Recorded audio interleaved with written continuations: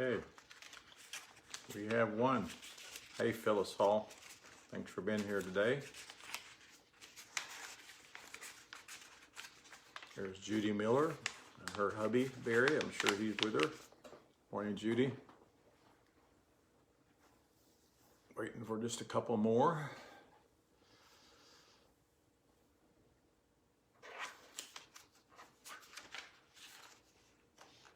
I've been posting some things that Facebook doesn't like over the last couple of weeks, but so I'm wondering if they're really pushing my live videos out anymore. Hi, Glenda. Good to see you. Okay, we had three, so we're going to start. So glad all of you are here. Hope you've had a great week this week. Hi, Barbara. Linda, starting to come on. Everything's starting to push up. I had a fun time. I did my second art show. Went to a craft and art show yesterday with my friend Norma Mason. It's painting also, and we just had a really good time. We about the last couple hours we sold quite a few, so that was exciting. Takes a while for people to kind of pick out what they want, but I appreciate all the nice comments about my paintings, and some of you that have bought some. That helps support what I do, and those who give on a monthly basis, the ones that do, you help us a lot. So sometimes I forget to tell you guys that, but I do appreciate your monthly support and buying my books and buying my art. Makes me feel good that people want my books and my art, so we appreciate it. But I'm going to continue today. We're teaching on the divine mind. Been doing that for quite a while. I did one section that'll be a book one of these days. I've just got a lot more editing I want to do on it, and I'm working on the second book right now. And so we're talking about the faculties in our true mind, in the divine mind, and those are the faculties that we have, that we all possess. And this one we've been looking at John. We started last week looking at the Apostle John, and his name represents love as far as the faculties that we all have. We all have the ability to love. You know, sometimes we don't feel love, sometimes we don't feel like giving love, but that's what we've concluded, that that's what the world needs. The world needs love. Hi, Shirley. And it's very important. So I'm going to continue in on that today. I am going to be doing something that might seem strange to those who follow me and follow Kay, because we talk about that Father does not dwell in the realm of opposites, and I believe that very much. But the problem is man does still somewhat. You know, we still think rich, poor, you know, sick, well, things like that. And we know that that's not who we really are. But I'm going to talk about love, but I'm also going to talk about hate. But hate is not the opposite of love. And I'll show you that. Hi, George, Cecil. Good to see you. Hate is not the opposite of love, like we've always taught. And I hope people that are coming in later on will go back to the beginning of this, because I really want them to hear this. We've all heard, and we've even said it before, and I've used it with married couples. I've always talked about, and I would say, love covers a multitude of sins. Do you remember that, Donna? Yeah. You know, people talk about that all the time. And I was thinking about that this morning. It really doesn't mean what we think it means. It means just because I love you, that all the stuff that you're doing that doesn't represent who you are, I'm just going to cover that and not worry about that. You know, a lot of people will say today, because what's going on in the political arena in the United States and really in the entire world, that when we stand up against what's the corruption that's going on, they'll tell us, well, that's not love and we're supposed to love. Well, it is love, because if my child's done something wrong that's going to hurt them, my love would be to stop them. If I didn't stop them, if I didn't bring correction to them, then I really wouldn't love them. Hi, Wayne. Prince, I think you're new here. I don't think I've seen your name on here before, but glad you're here. But I looked that up, and it actually says charity covers a multitude of sins. And of course, the King James Version put in there sins plural, like lying, cheating, cussing, and all that stuff. But when you look at the Greek word, it says sin. We know the sin is the mistaken identity, and the sins are the symptoms that come from that. So literally what was written there is love will cover a multitude of mistaken identities, or it will reveal the truth. And the gospel is the love of God. That's what the gospel really is. So I left off last week talking about our desire should be that the infinite spirit of love is operating in all of our affairs, and all, you know, all will be well if that happens. And another thing that I really thought about this morning, we talk about how love is blind and love doesn't see things, but that's actually sensual love. Sensual love is blind. Sensual love can cause a person to be led astray. And so there are all different kinds of love, as I pointed out last week. But the love that we want is the love that is a agape love, and that's love without a cause. So in this year, 2020, and I'm sure it's happened many times over the span of time, but the earth has experienced a great dearth of love. And dearth is an unusual word, and I'm going to tell you where it came from. But D-E-A-R-T-H, dearth, it means a lack, or it means a famine. And there is a famine of love in the world, of this type of love that Father God teaches us, the love that will change people's lives. And not just the United States, but all around the world. And those who are wrongly in leadership positions over the earth, they're not functioning out of love. And that's why things are going on in the world today. Particularly in the USA, we're seeing in our political system, we're seeing other things go on. And I believe personally, and I'm one that I'm not ashamed to stand up for speaking for what's right. And a lot of ministers won't talk. I've heard people all the time say their pastors won't say anything. But I believe our president has been raised up as an instrument to bring great restoration to the United States. And if you'll look in the Old Testament, Father God never called the qualified. He always qualified the called. You can see that all through Scripture. And I believe in the world. So just like I know there are many people who are doing the same things in the religious systems of the earth, there's a lot of corruption that's going on everywhere.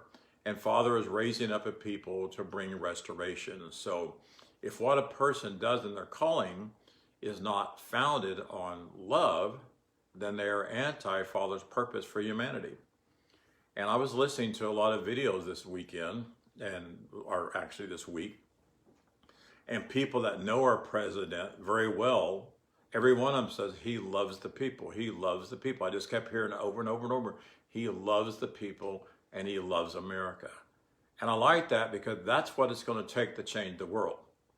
The church as a whole, the religious establishment that believes in a rapture, they believe in flying away, they believe in God punishing people, that's not love. And if you really don't love the whole world, you can't change the world. You can't affect the world. The Bible says that every place when Jesus went and he ministered to people to the point that they could believe and receive their divine health that was within them, it said he had compassion. And to me, compassion is love. If you have compassion for somebody, then you love those people very much. So in the systems of this earth today, I still say love's got to start ruling. And we need leaders who do love the people, who do love their country, and who do love the world. So as I studied this morning, I found in the book of Acts, we find a man by the name of Agabus, A-G-A-B-U-S. Agabus was given by the voice of the Father in his thoughts that there would be a great dearth throughout the entire world. And that world to them was that area that they lived in. I need to correct something here. Okay, that world to them was where they lived. It wasn't necessarily the whole planet, but where they lived, there was going to be a dearth. And this dearth was a lack of food. It was a famine that was coming to the land. And that took place during the days of Claudius. So my Amazon's in there talking to me for some reason. But the dearth of that day was a famine of the physical food. And so I want to read about that. But more importantly, we need to understand there's been a famine of love. And I think every one of you would agree with that, a famine of love in the earth. The dearth of that day was pretty tough. So in Acts 11, verse 28 through 29, there's just two verses, so I'll read it to you real quick. Hi, Rita. And there stood up one of them named Agabus and signified by the Spirit, it didn't say prophesied. You know, I was talking to somebody yesterday.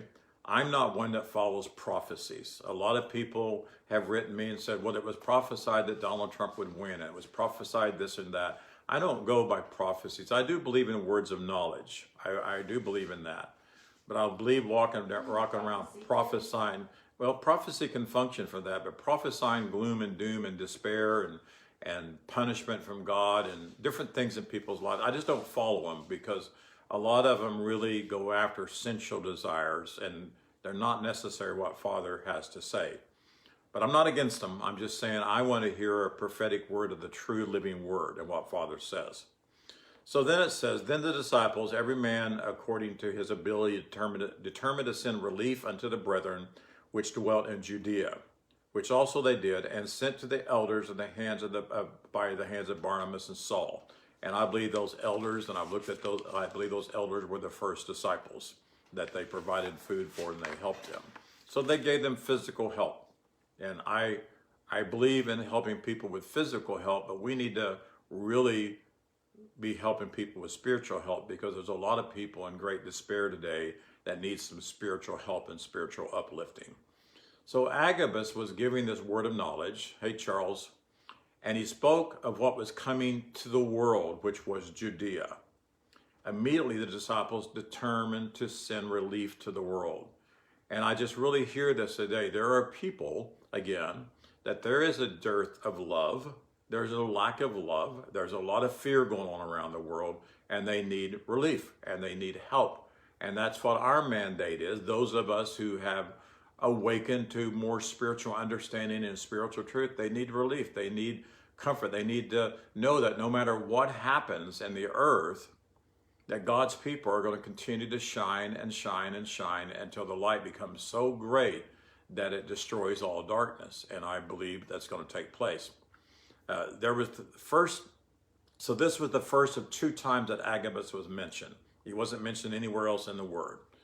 And so he's mentioned also in Acts 21:20 when Agabus came and he took up Paul's girdle, which it wasn't a girdle like what a woman wears, but it was a that held things that sash. Wrapped around him. It was a sash and he took that and he said, and he bound, if you would, Paul's hands and his feet with it.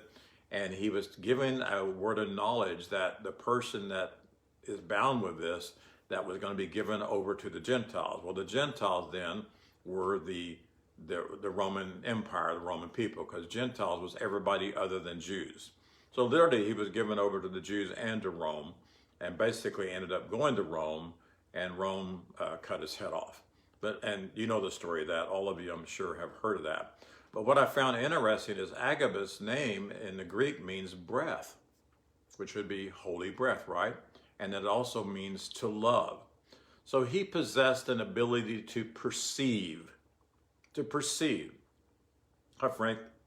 And we all need that ability. We have that ability, but we don't always perceive, because we allow that perception to be affected by what we see carnally, if you would, what we see on the outside realm of what's going on. And so disability is in all of our consciousness that gives us the power to bring forth words of correction and words of warning. And again, we've talked about this, and I was sharing this with somebody yesterday, but in the Old Testament, when the prophets were, what they were called prophets, they were not giving words of warning like, if you do this, God's going to do this. They were giving words of warning that if you do this, this will be the consequences of it. And this person was really shocked. It was a lady at the craft fair, and she'd never heard anything like it before. But I said, no, Father never said, if you do this, I'm going to kill you. He said, if you do this, it's going to produce death in your life. And so we want to make sure that the words that come out of us are not words of judgment, words of punishment, or anything like that, but they're words of wisdom, and they're words of love, and they're words of protection. Everything that I've ever told my children, basically, that if you do this, if you live this kind of life, then you're going to have a good life. If you follow the way of carnality, then you're going to have tough times. And so the ability, also, this gift that we have to perceive, also can be used wrongly. Again, it can be used to perceive a carnal mindset and speak things out that are false and they're not real. And so we can literally use our breath to say bad things over the earth, if you would. And we have done that. Christians have done that. Non-Christians have done that. Mm-hmm. And so literally we can say, woe, woe, woe to the earth in a bad way, if you would. Literally, when you look up the word woe, it's not a bad thing at all. It's in the Old Testament, and even the Greek word for it is an Old Testament one. It's avah, A-V-A-H, and there are many words, different numbers, but really it means O, like O-H, like oh, it's a O with a crying out after that. Oh, son, please don't do that. My grandson's Ethan. Oh, Ethan. It's kind of like oh, Ethan, don't do that. You're going to get hurt. Don't touch the fire. Oh, Ethan. And that's what that woe really was about. And so most of the time through scripture, it was a crying out for the people. Don't do this because it's hurting you. Don't do this because this is not your personality. It's not who you really are. And so there's one that means alas, which comes from oh, and it's the same thing. Alas, it's like a loving plea to quit doing that and don't do that and don't get involved in that because it's going to hurt your life. And you see that all over. And then it brings out a sense of sadness and grief over the situation because they did get hurt. They didn't listen. Again, if my grandson, if I say, oh, don't touch the fire, and then they do and they get burnt, well, I'm sad about that. I'm not a mean father or grandfather to say, well, I told you, it's all your fault. And yet people do that all the time, right? And so we can see by the meaning of Agabus, its name, that a word of knowledge can be used to inform of a coming problem because of error, or living out of error, or living in actions out of error. But it also provides answers to establish all good in every instance. So just like what's going on in America, I believe if we would get past our hurt and our, I told my son the other day, I said it looks like about half of America, according to the ballots. I'm not myself sure that those ballots are actually accurate, but regardless, a big percentage of America is going to be happy or upset depending on who gets elected. Well, first of all, that should not produce our happiness, but we still should be paying attention to what's going on. And so such words of knowledge, which man have titled prophecies, should always be based on love, always. Not anger, not judgment, not doom, gloom, and despair, and we all have done it. I'm sure we've all said, well, if this person gets elected, this is going to happen. If this person gets elected, that's going to happen. That's a conditioned response that we've had. But we need to realize that no matter what happens, God's intention and God's purpose in the earth is going to come forth. But I still believe that man has been given dominionship. So I'm not one that says, oh, God's going to take care of it. It doesn't matter because God wants this to happen. No, I believe there are going to be a people that's going to continue to rise up and wake up and rule this earth in righteousness. And it could take a while. I don't know how long it's going to take, but I'm not giving up because I know that Father placed love in us. Father placed love in all mankind. So we can stand up for what is right. But in so doing, we also are to be like the disciples did for Agabus. We need to listen to the Spirit of God, speak to our thoughts, and go forth and help people with the word of truth. But we got to hear what Father's saying. So the power of love is surpassed by no other thing. Nothing's going to solve the problems of the world without people releasing true love and loving one another. And we give things to one another to represent our love, but those things are not love. I gave my wife a beautiful ring with my mom's high-end, and Carl, I'm sure Carl's watching, but I gave my mom's diamond that I wore for a while. I enjoyed it. I loved it. My mom wanted me to have it. But you know what? I love my wife so much that I wanted to give her a picture of my love. In other words, something special that's mine, I give it to her. But that's not my love. My love is something that she experiences from me, not the things that I give her. And the same thing with our Father, because so many people think, well, because I don't have things, Father must not love me. Father must care for me, and that's not true. No. So the power of love is awesome. Love makes you feel better, doesn't it?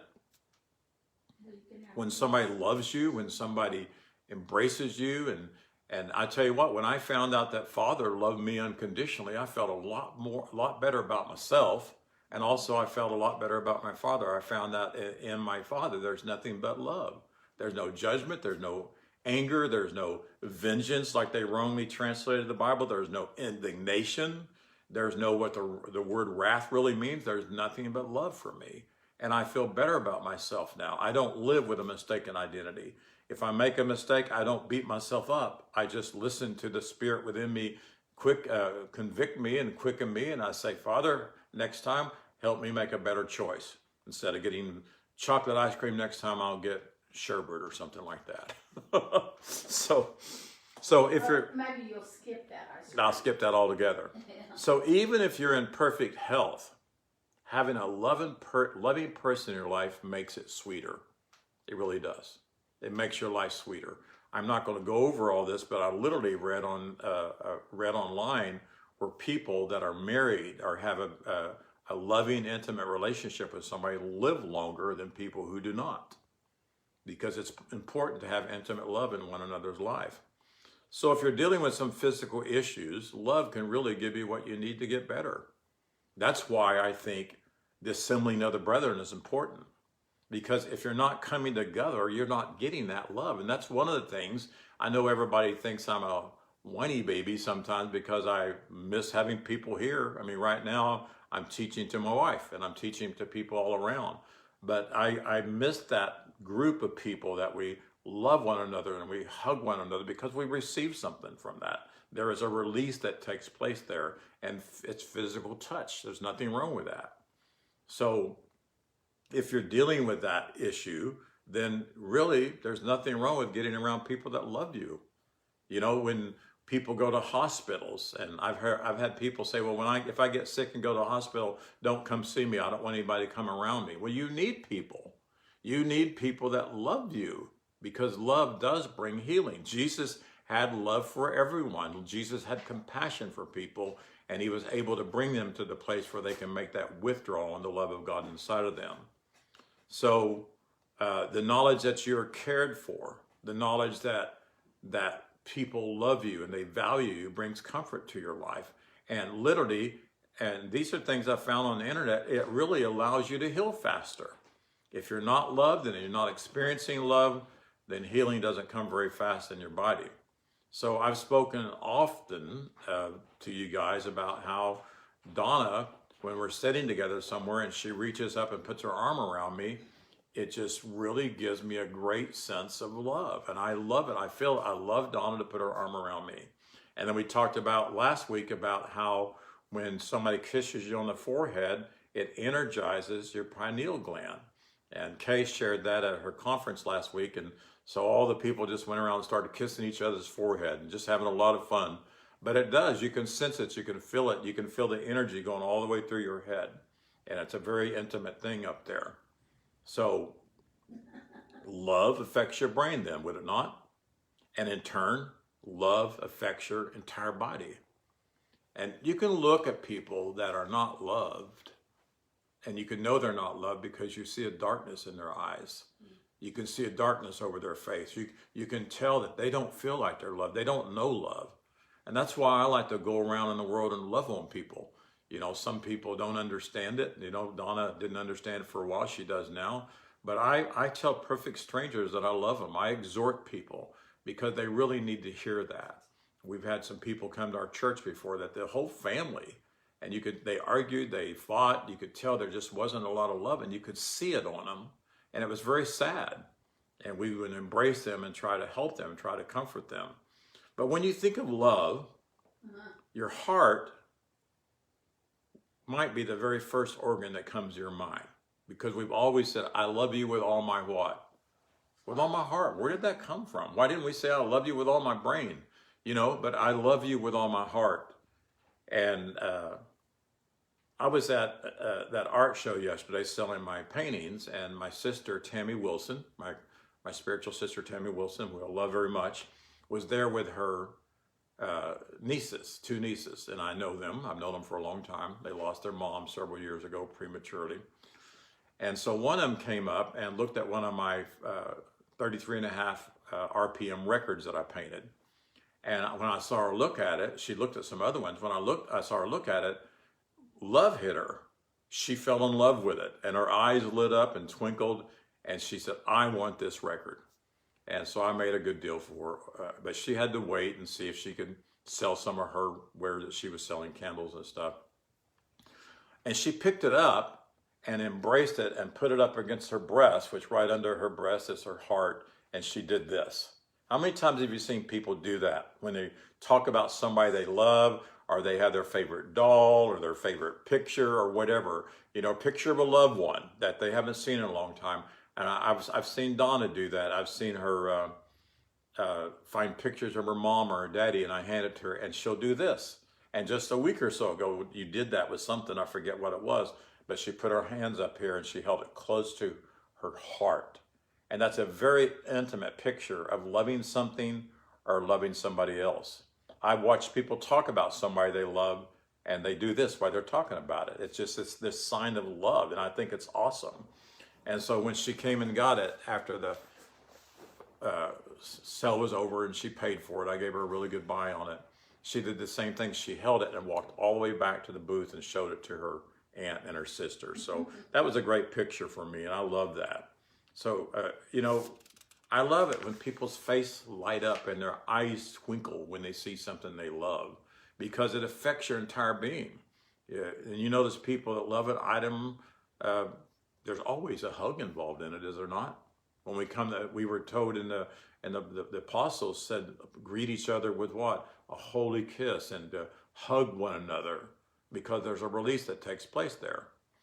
So while terms like thinking with your heart, you're in my heart, or I'm heartbroken, if you would, makes it pretty understandable that you really have your brain to think, because that's where it all comes from. It literally, love flows into our brain connects to our heart, if you would, of love, and it triggers love, because thoughts trigger love, correct? Have you ever thought about that? Thoughts trigger love. When you think about something and you dwell on something, you get where you love it.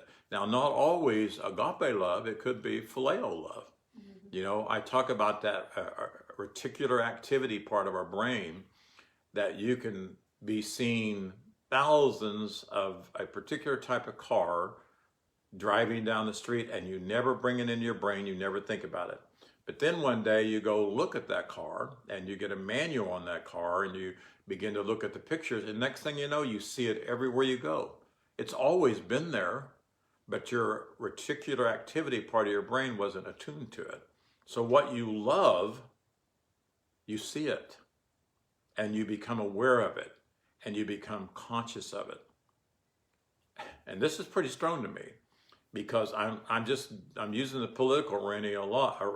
I believe there are a lot of people that are in charge of aspects of our political systems that really don't love the people, and they don't see the people. They don't see what's going on, and because of that, their decisions aren't based on serving the people, because politicians are there to serve us, not us serve them. Isn't that correct? They're to serve the people, and they must have love. Do what's good for the people. Huh? To do what's good for the people. Right. So the brain changes triggered by love. If you're struggling in your brain, if you're struggling in your thoughts, you're struggling with relationships, whatever it is, your brain can be triggered by love. And that will affect your moods, it affects your behavior when love is poured out on a person or something. And you might say, well, I don't love that person. Well, guess what? You can say, Father, I know that you're love, and I know that I am love, and I know that you love me. If you don't know that you're loved by Father, you need to contact us and let us help you with that. But when you know all that, then you can say, by faith, Father, by faith in you, by faith in the fact that you say these people are altogether lovely, and you say these people are just as righteous and just as holy as I see myself, hopefully I see myself perfect, then I'm going to start loving people. And I'm going to start treating them the way you would treat them. And that's love without a cause. In other words, I will love you whether you ever love me or not. I know some people from my past, I think they love me phileo. I think they love me like a friend, but they've lost their agape love for me because of what I teach. But guess what? I still love them. I was discussing it with Donna. I saw some people the other day that I didn't feel any love from them whatsoever, but I felt love for them.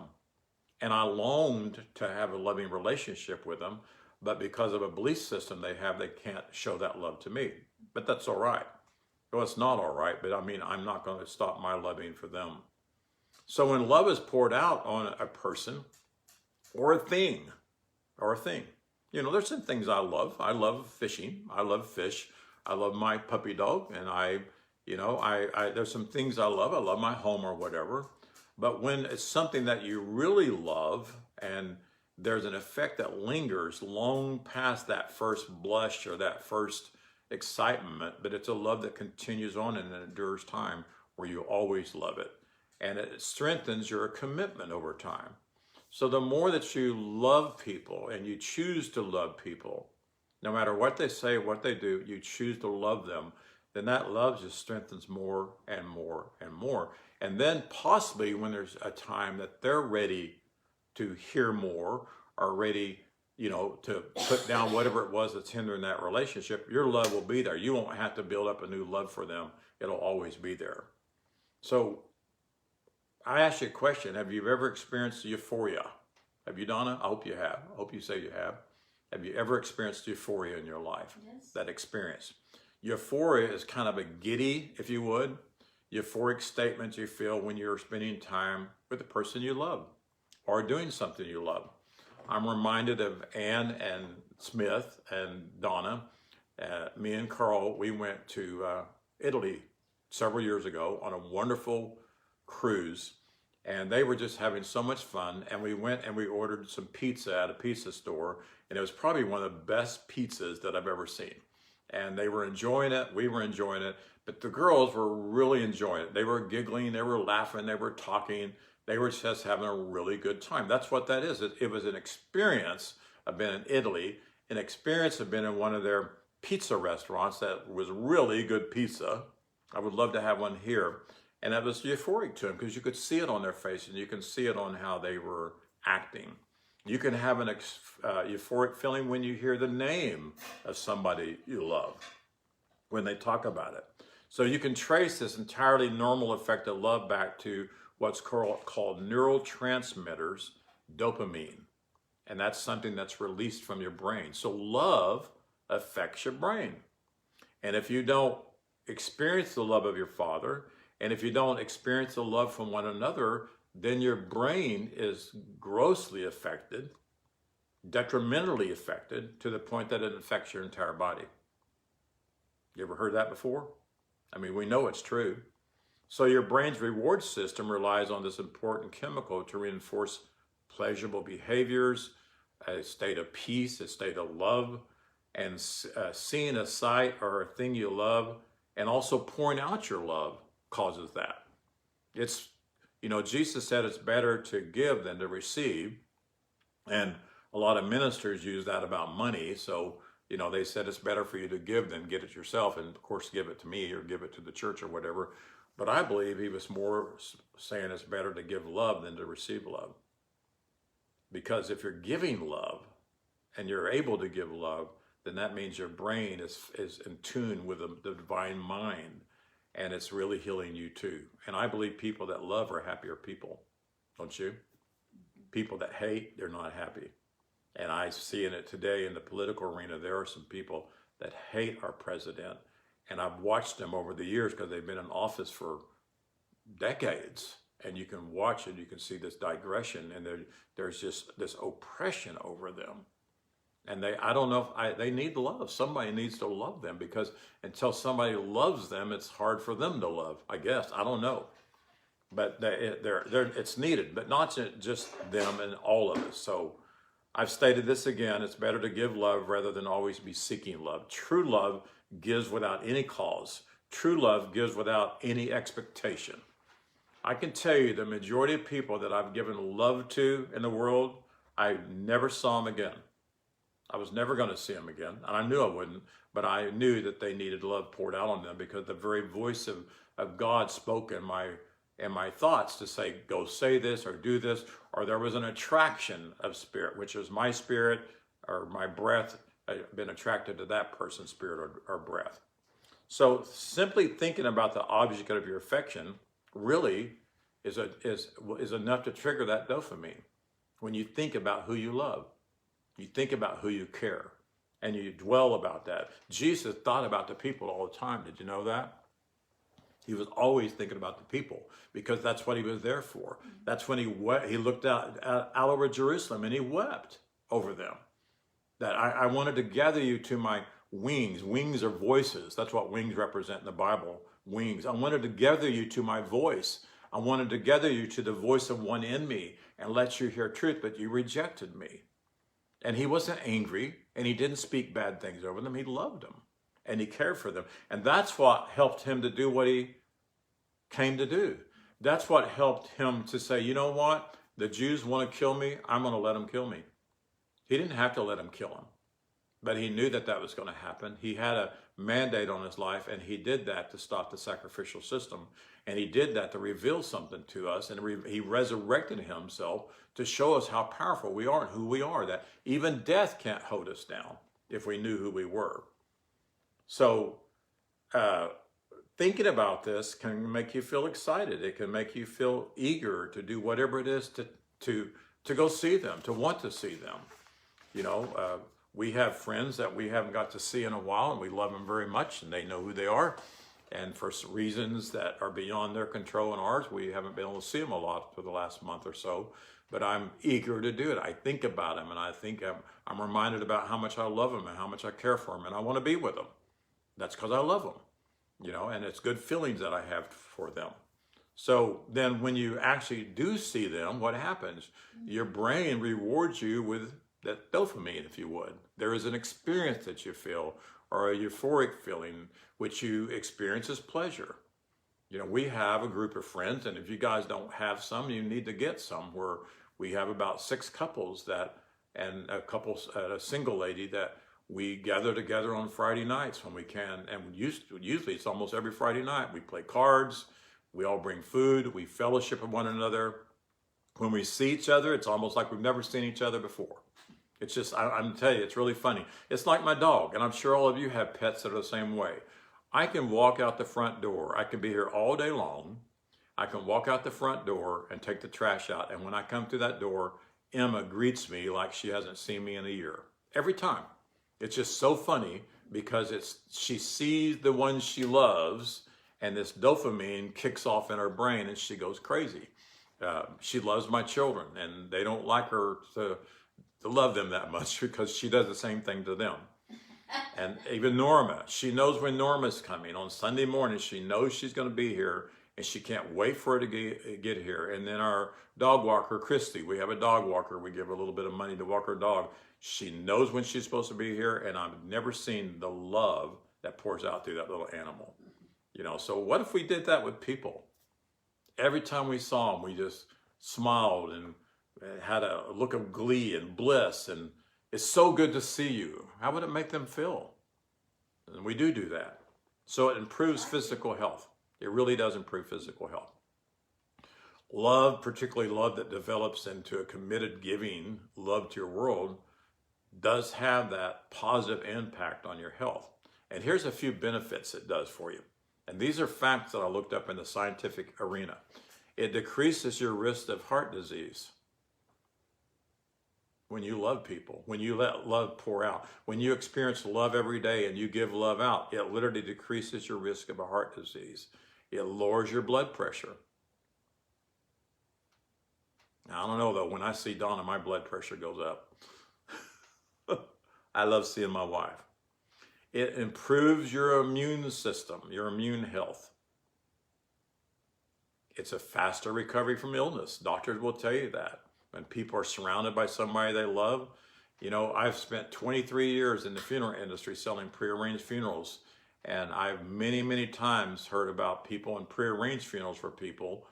Well, I'm not doing that anymore, but they called imminent death, that they were going to die at any time.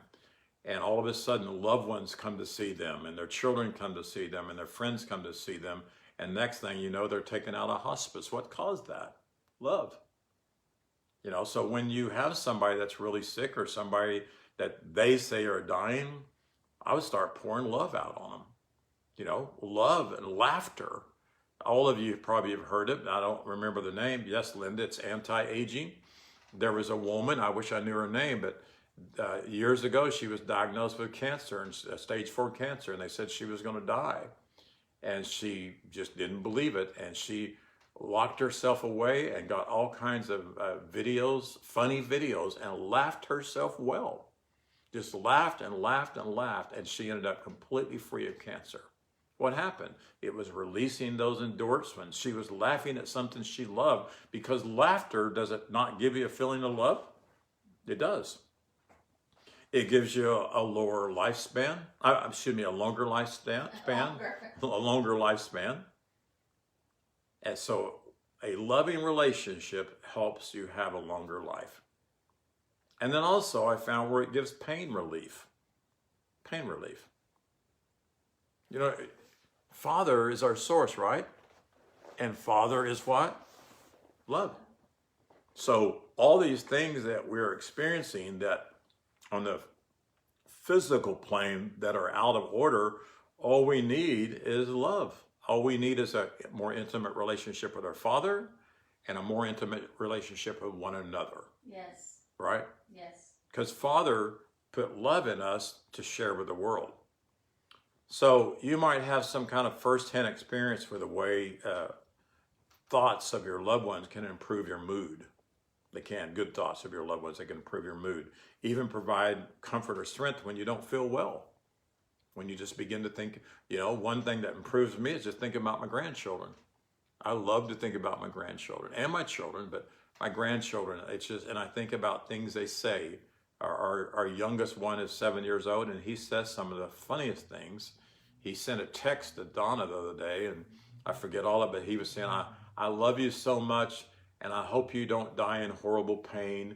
And then it just went on and on and on. It's just the funniest thing, and it made us feel good to read and hear those things and to think about him. And that reminds me what Paul said, if there's anything worth thinking on, think on these things, which would be the Logos, which is love. So if there's anything worth thinking on, think on love. What's Marcia saying? Love improved our health. Well, it went away, but she was talking about how it improved her health. And so the effect doesn't just exist in your imagination, it's real. You know, a lot of people say, oh, that's your imagination. I don't believe that. I don't believe that one bit. I believe the effect of love is real, and it really changes our life. Yes. The Apostle John stated, when you love, then there's no fear. Wow. That's a big one, because there's a lot of people afraid today, right? Father said over and over and over, fear not, fear not, fear not. You know, so yes, be alert. Yes, pay attention to what's going on in the world today. Be involved, but don't do it out of fear. Do it out of wisdom and knowledge. Ask the Father, and that's what I'm doing. I'm saying, Father, what can I do personally myself? Show me the way. And I want to hear a word, this is the way, walk you in it. And I believe we can hear that from the divine mind that we're in union with. Jesus also said, love your neighbor. So is that just the people next door to me? No, it's everybody. Everybody is our neighbor. Everybody is our brother. Everybody is our sister. He said, love those who do not love you, as you love the Father, as the Father loves you. Jesus did that over and over. So most teachers of the Bible, especially those who go by the title Finished Work, and I used to myself, ministries, we saw the power of the gospel as the death, burial, the resurrection of Jesus Christ. The Apostle Paul said it's the power of God, the love of God that constrains a person's consciousness. It said heart, but their consciousness. Well, what's the love of God? The love of God is the love of God. I used to think the love of God is that he became a man and he died for me. But it's the love of God that constrains me. It's for me to realize that God loves me eternally and perfectly without any cause whatsoever. And he loves the whole world that way. Everyone. Everyone. Anybody that's done something bad or something good, whoever it is, Father, God loves it. And that's what constrains me and holds me back from being a judgmental preacher now, or a punishment coming preacher. I don't preach that stuff anymore. I preach the love of God, because I know the love of God. And so I do agree that every step that Jesus took in his passion reveals something to us, and it's important for us to explain, but it's not what we thought it was. Crucified, died, buried was not God, had nothing to do with God. It was Jesus. And of course, Father was in Jesus, just like Father's in us. But it was the love of Jesus that he was willing to let them kill him. And so people would look and say, wait, something's wrong here. But it wasn't to appease God. So love is a powerful force. So I believe the power of the gospel is love. And that's why I know without a doubt that when Peter preached his first message, the people had never heard of the love of God. And that was the power that caused 3,000 people to be added to the church at that time. And that's what will cause people to really come to your teaching if you preach the eternal love of God and add no buts to it whatsoever. So love is a powerful force that only comes from Father, and it flows through those who will allow it to. You have to allow love to flow through you. Some people are stubborn. Some people are still caught up in carnality and said, well, I don't care what you say. I don't want nothing to do with those people. They're mean. They've been mean to you. We can't do that. We still have to love them, but sometimes you have to love from afar. But love heals you. See, if you don't love somebody, it may affect them, but more than anything, love affects you. Hate does not necessarily hate the person you hate. Hate hurts you. Yeah. People hate President Trump with a passion. And I don't care what anybody says, it is true. They hate him, and I can see how it's affecting them, and it's affecting them really bad. I do not believe President Trump hates those people. I believe he dislikes the system that's out of order, just like I don't like the systems, the political, the financial, the medical, the social, and the religious systems of this earth are corrupt, and I don't like them. I don't hate them, but I dislike what's going on, not the people, but the system that's controlling the people. So love and the strength it supplies comes only from Father, and it's the number one spiritual faculty of man. Without love, you can do nothing, right? Anything other than love, Paul says it's just sounding cymbals and, it's the Babylonian music. It's clinging. It doesn't do anything for you whatsoever. So love is the only fruit of our spirit. People say, well, there's several different fruit. It doesn't say fruits plural. It says fruit. It says the fruit of the Spirit or the fruit of holy breath is love.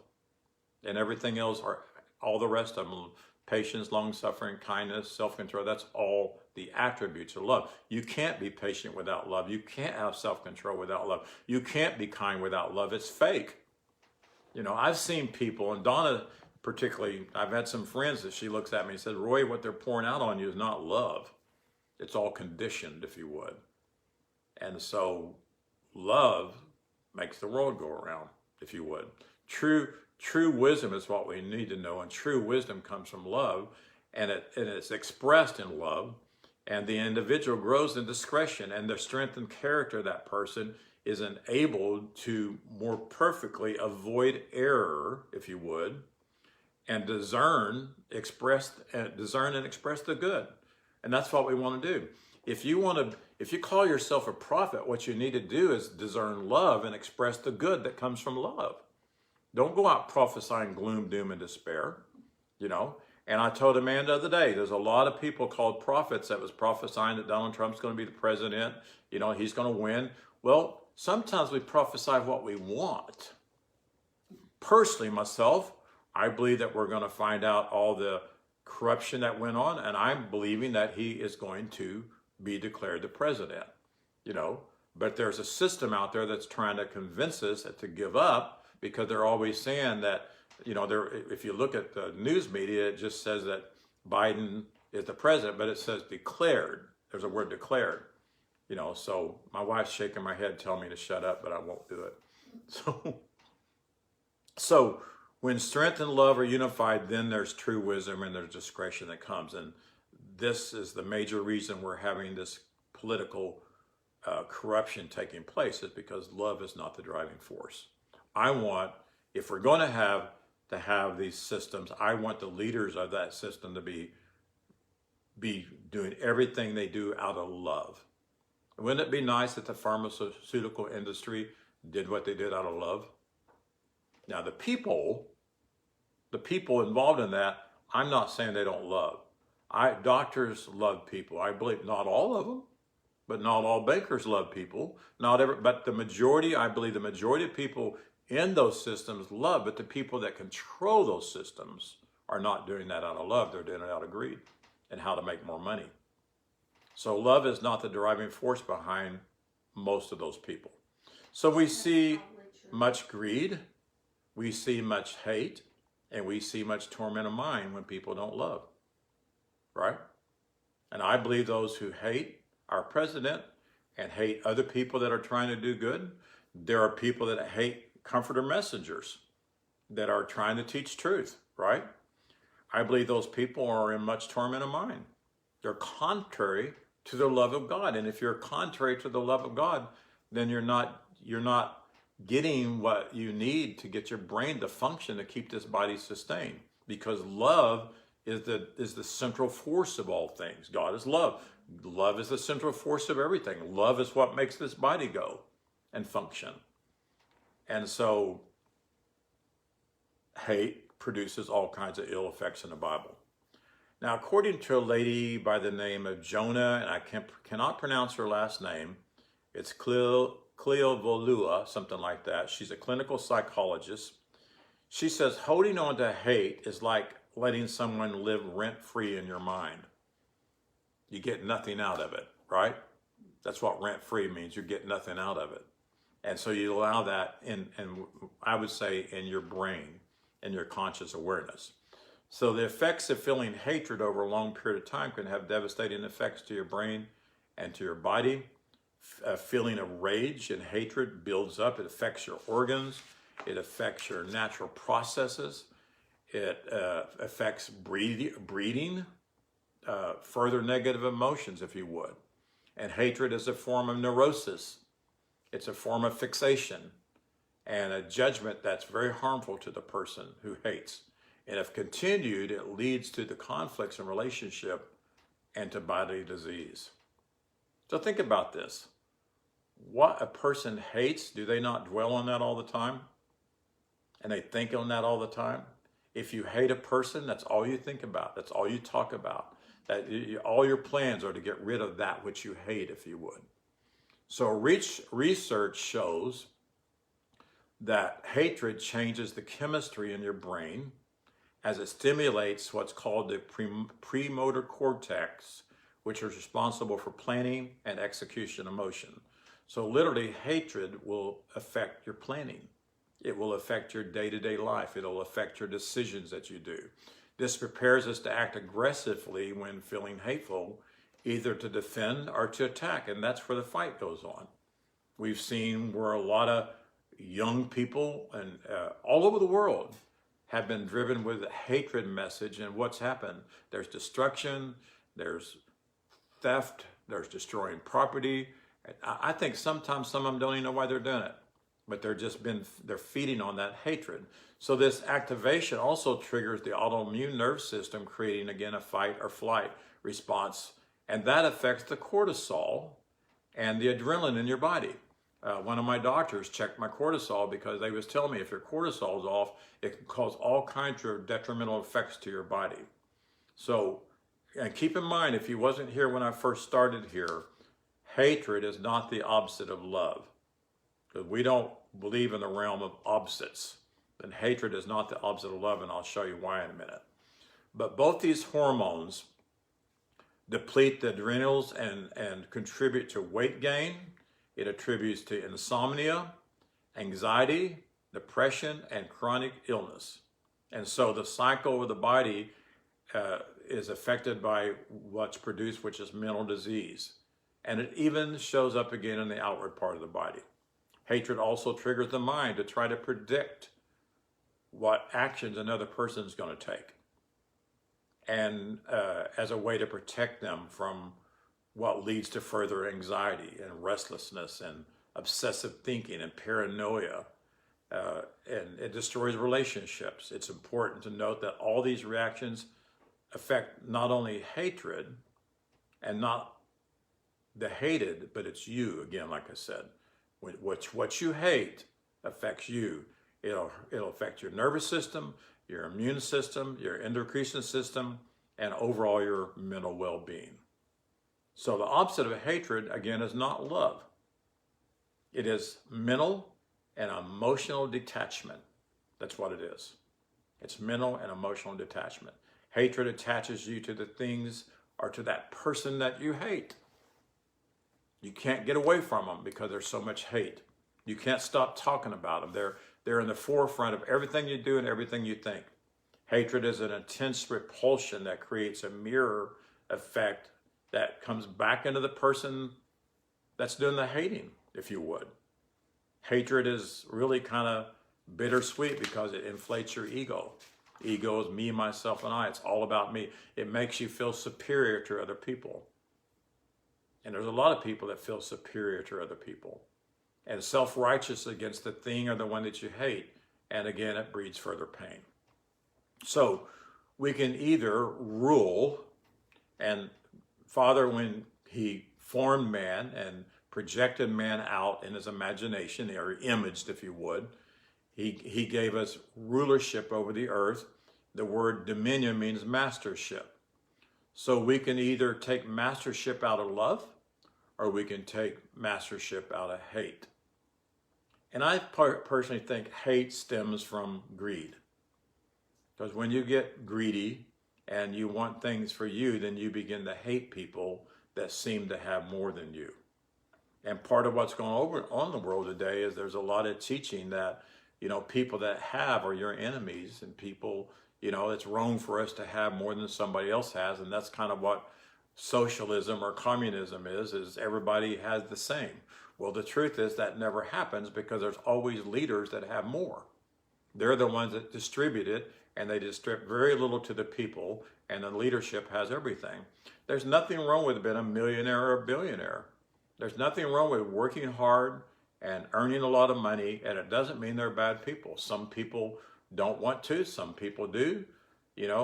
Some people, I don't know. I don't want to go through all that, but there's nothing wrong with people having a lot of money. And I was talking to my grandson the other day, and he's in college, and they're talking about corporations. There's nothing wrong with corporations. If we don't have corporations and they don't have a lot of money, then we don't have all the jobs, and so we could go on about that. And so King David was a great king, but King David, even though he loved God in a way, he got off into a lot of carnality. And we know he lusted after Bathsheba. He was watching her shower, and he began to lust after her, and I'm sure she was beautiful. Next thing you know, he has an affair. He gets her pregnant, and then he wants to get rid of her husband, so he sends him off to the battle and tells him to put him in the front lines. But he knew he had done wrong, and he began to think differently, if you would. He began to feel bad about what he did. And he came to Father in the presence, in his awareness of Father, and he began to talk to Father, and he said, he was questioning his theology, and he said, I know you don't want sacrifice, and I know you don't want offerings. If you did, I would give it to you. So he realized that God was not a God of appeasement. Father was not a Father of appeasement. And so he said, all you want is a man with a contrite heart. In other words, a heart that said, I know I'm not living up to who I'm supposed to be, and I want to. And so when that happened, a change took place in him, and he left from that ruling false power of ego, me, myself, and I, which limits you. It limits your personal self, if you would. And he became a true brother to all. And brotherly love toward and unity towards other people became what he functioned out of, and he began to live out of his true faculty. And that power flowed towards other people to the point that he even eventually, the tabernacle of Moses was on one mountain and David's tabernacle was on another. There was no curtain, there was no hindrance. Everybody could come in and listen to the Father and talk to the Father and fellowship with the Father. And there was much joy going on there. So David, he brought forth good judgment. That personality will do the same thing in us because it's the love of our Father that rules in our lives. And we want this faculty to rule in our lives. So I'm almost done here. But we need to be people like Zadok, the priest's son. He had a son, and he was a messenger of David, and his name is Ahimaaz. That's how they pronounce it. I got it down pretty good. In English, it's Ahimaaz, Ahimaaz, but it's Ahimaaz. And it means brother of power, brother of travail, brother of effort, and brother of love. How would you like for all your brothers to be that way? Brother of power would be brother of love, because love is the power. Brother of travail, in other words, he travailed in birth. He would travail people with love, not condemnation and judgment and anger and all that. And he had much powerful effort in his life. And then also he represents pure love. So David said of him, he's a good man, and he comes with good tidings. Brother Butch, my very good friend, I would say one of my very best friends, told me the other day, he called, he said, I need some good news. The world needs some good news. They do. And my answer to all of you is, Father God is sitting on your throne, and you are the throne room of God. And the word set means married. Father God is one with you and one with us. We are the throne of God, and Father God is in us. And as we go forth with the truth, this world is going to change. I pray it does while I'm still here. But if it doesn't, I pray that what I've ground out and I prepared, it's on the internet, on YouTube, there's books, I pray that it will bless future generations.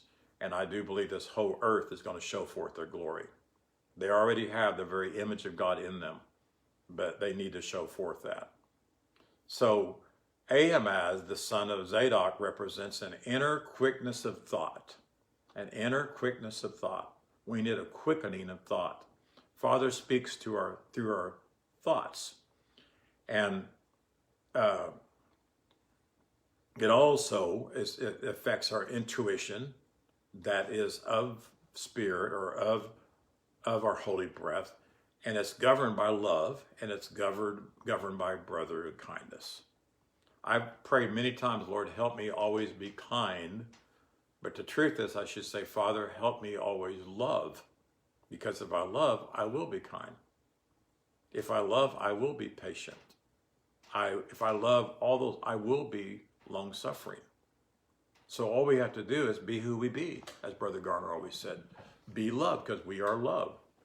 So this faculty of love and this intuition of love will warn one when impending danger is there, And if I love somebody, like I said of my grandson earlier, I'm going to warn him if there's some kind of impending danger. If I see him do something, he likes to jump on the furniture. And I always say, Ethan, don't jump on the furniture. You're going to fall and hit your head. And he doesn't listen with intelligence. And the next thing you know, he falls, he hits his head, he cries. And what do? I don't say, I told you. I comfort him. I bring him to me, I comfort him, I kiss it and make sure that it's nothing really serious. And I let him know it's going to be okay. And then I say again, baby, next time, don't jump on the furniture, because this is what happens. And so that's love. That's the kind of love people need. So brotherly love toward one another produces unity out of our inner function, if you would, out of our faculties. And that power flows toward all persons. And this enabled David to bring forth good judgment then. When David experienced the love of God, he didn't experience, okay, you're going to have to do this, you're going to have to do that, And God did not punish David by Bathsheba's baby dying. It was the consequences of something. It was some kind of problem that was out of order in her body that had been passed down. It said death passed down to all men. Men did not receive it, but death is not knowing God, not being intimate with God, not knowing who you are. Therefore, there can be sickness and disease reigning in a person's life when it doesn't belong there. So it never was God. So this faculty, again, will do that for us, and it will lead us towards the right path to choose in all instances if we listen. And if you remember, I taught this a year or two ago, the word obey in the Old Testament means to listen with intelligence. And then I add and repeat what was said. Because I always want to tell somebody something and say, now tell me what I said. Because I don't know if you've done this, I'm sure you have. But there are a lot of people, you're welcome, Cecil. There are a lot of people that I'll talk to sometimes, I'll be talking to, and all of a sudden I lost them. I'm telling them a story, and all of a sudden I lost them, and they just turn this way, start listening to somebody. They wouldn't even listen to me. Yeah. You know, sometimes at this party we go to, and we're all talking all the time, and I'm trying to tell somebody something that to me is important, and they're looking at me, and they do this, and all of a sudden their head just goes like this. And I just thought, all right, shut up, they're not listening. And they never turn back and say, what did you say? They wasn't listening at all. And that's what we do many times, even with comforter messengers that are teaching us truth. We're not listening because we get distracted by our other things. So it's important for us to listen with intelligence. And if we do, that rises us up to a greater understanding. The thought that this ahimaz signifies urges one to persevere in the effort to break through the seeming dense of error to full light. Break through what seems to be darkness. You know, I made a statement the other day that there is a darkness over the earth right now. You know, I've heard this all my life, that there was a time that they called, I think, the 800 year of darkness where God didn't speak to people. And I always thought that was weird. God didn't speak for 800 years? You know, and I studied that when I took my 2 master's degree courses, and I heard people talk about that. But I don't believe that was there. There was a time when people didn't listen to God, and that's what produced darkness. And I believe today there's a darkness over the world, and there's still people not listening to God with intelligence. And that's what's producing what's going on. But I'm telling you, we are pushing through to the light. We're brothers or sisters of power. And there's a powerful effort going through in the earth today that's going to affect all these systems of the earth. So don't tell people not to get involved. Don't tell us preachers we shouldn't be saying anything about politics or the medical industry. We should be, but we should be saying it out of a righteous understanding and a righteous explanation that you people need to learn to love people. And if they don't, we need to vote them out and find people that love the people. In the natural realm, they're called statesmen. They look out for future generations, and we need that. So no matter what's going on in our world, we must always be strong. We must always be bold in our conscious contact with the divine mind. You know, I told you, and if you're new to this, the word Christ really means contact. Jesus, the one that stayed in contact with his Father. That's what it was. Not Jesus the Christ, but the Jesus, the one that stayed in contact with his Father. And I do believe he had a special calling in his life. But in us doing this, then we have an overcoming power, and that's love. Love will cover a multitude of mistaken identity, right? When you teach people with love and you teach them who they are, they'll rise up out of that, and it brings all sufficiency in all things to us. So if we do, then our high illumined thoughts and understandings will be protected, and we'll live out of those illumined thoughts. We will live out of the thoughts that Father God speaks to us. The first and utmost step to love, being our driving power again, is to listen to Father. Meditate if you need to. Set and realize that you are the very presence of God, and meditate on the fact that you're the presence of Father God, and listen to the voice that comes through your Father. Listen to the voice that comes to comforter messengers, because there are comforter messengers that Jesus said Father would send that's bringing help to people if we'll listen. And the second is to go up into our highest spiritual realization and there concentrate on those thoughts, on spiritual thoughts. So I know it's exciting when we hear the living word. I know that. I know it's exciting when we hear truth, and that comes from what we hear. But however, excitement is not always what we need. Excitement sometimes can be more of a sensual feeling or whatever. And I'm not saying don't shout, don't say amen, you know, but I'm telling you, you've got to have more than that. You've got to listen intently.